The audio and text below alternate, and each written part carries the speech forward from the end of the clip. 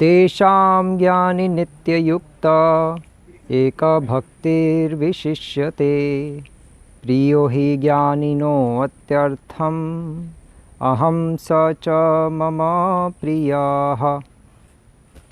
हरे कृष्ण। भगवद गीता के 7वें अध्याय के 17वें श्लोक पर हम चर्चा करेंगे आज।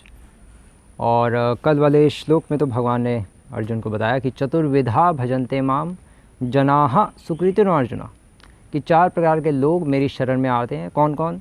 आर्तो जिज्ञासुर अर्थार्थी ज्ञानी च भरतर्षभ, कि जो बहुत दुखी होते हैं, जो पैसे की इच्छा करते हैं, या जो अर्थार्थी होते हैं, और ज्ञानी। अब ये जो ज्ञानी जो भगवान यहाँ बताया है, उसी को कॉन्टिन्यूशन में भगवान अब आज वाले श्लोक में बता रहे हैं कि तेषाम ज्ञानी नित्य युक्ता, कि इन सब में से ज्ञानी नित्य युक्ता, जो ज्ञानी है वो नित्य युक्त रहता है मुझसे। लेकिन कैसा ज्ञानी? एक भक्तिर विशिष्यते, जो एकमात्र भक्ति में अर्थात भगवान की सेवा में लगा रहता है, वो मेरे लिए स्पेशल है। प्रियो ही ज्ञानिनो अत्यर्थम, और वो मुझे अत्यंत निश्चित रूप से, ऐसा जो ज्ञानवान व्यक्ति है वो मुझे प्रिय है। अहम स च मम प्रियः, और मैं भी उसके लिए प्रिय हूँ, वो मुझे मेरे लिए प्रिय है।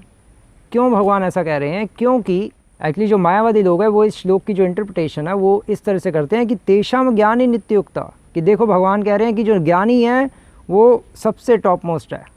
क्यों? क्योंकि एक भक्तिर विशिष्यते, क्योंकि वो ज्ञान की भक्ति करता है, वो ज्ञान का भक्त है, ज्ञान का उपासक है वो। इसलिए हमारा जो ज्ञान मार्ग है वो सर्वश्रेष्ठ है।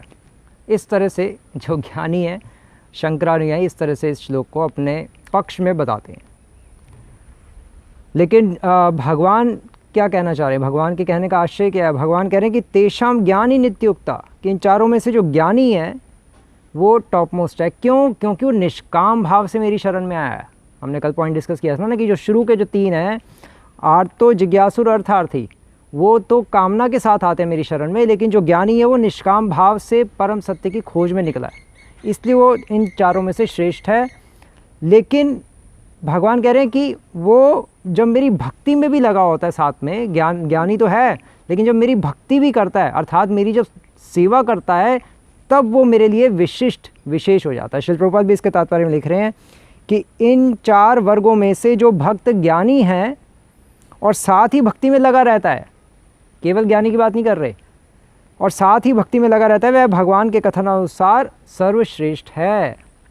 तो अर्थात कहने का अर्थ ये है कि भगवान इस श्लोक के माध्यम से सहज्या खंडन भी कर रहे हैं। जो सोचते हैं कि भक्ति मतलब भक्ति करना बहुत आसान है। मुझे कल राधा रानी के दर्शन हुए थे, परसों मुझे चैतन्य महाप्रभु के दर्शन हुए थे, और मेरे साथ तो कृष्णा सोते हैं।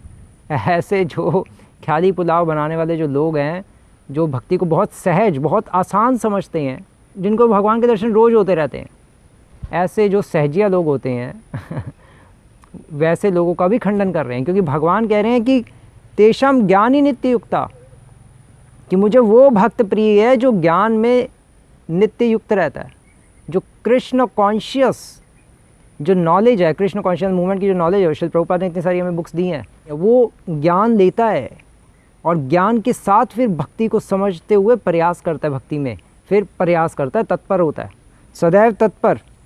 नित्य युक्त का अर्थ लिख रहे हैं श्रील प्रभुपाद, सदैव तत्पर रहता है। क्या? मेरी सेवा करने में। क्यों रहता है? क्योंकि उसको ज्ञान हो जाता है। ज्ञान के साथ जब भक्ति की जाती है तो भक्ति फलित होती है। कर्मयोग प्लस ज्ञान योग इज इक्वल टू भक्ति योग।